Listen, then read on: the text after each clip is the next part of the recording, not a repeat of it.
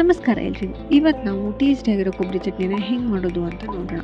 ಇದಕ್ಕೆ ಬೇಕಾಗಿರೋ ಸಾಮಾನು ಕೊಬ್ಬರಿ, ಹಸಿಮೆಣಸಿನ್ಕಾಯಿ, ಕರಿಬೇವು, ಕೊತ್ತಂಬರಿ ಇದೆಲ್ಲನೂ ನಾವು ಒಂದು ಬಾಣಲೆಗೆ ಹಾಕ್ಕೊಂಡು ಡ್ರೈ ರೋಸ್ಟ್ ಮಾಡ್ಕೋಬೇಕು.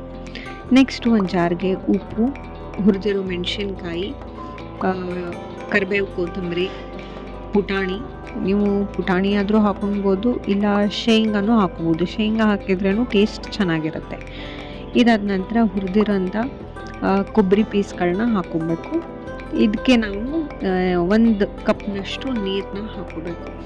ನಿಮಗೆ ಕನ್ಸಿಸ್ಟೆನ್ಸಿ ಪೇಸ್ಟ್ ಥರ ಬೇಕಂದರೆ ಇನ್ನೊಂದು ಸ್ವಲ್ಪ ನೀರು ಹಾಕ್ಕೊಳ್ಳಿ, ಇಲ್ಲ ಉದ್ರಾಗಿ ಬೇಕು ಅಂದರೆ ಹಾಗಾದರೂ ಮಾಡ್ಕೊಬೋದು. ಇದನ್ನು ಹಾಕಿ ನೀಟಾಗಿ ಬ್ಲೆಂಡರ್ನಲ್ಲಿ ಬ್ಲೆಂಡ್ ಮಾಡಿದ್ರೆ ನಮ್ಮ ಕೊಬ್ಬರಿ ಚಟ್ನಿ ರೆಡಿ ಆಗುತ್ತೆ.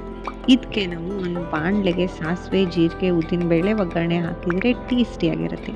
ನೀವು ಟ್ರೈ ಮಾಡಿ, ಕಮೆಂಟ್ ಮಾಡಿ.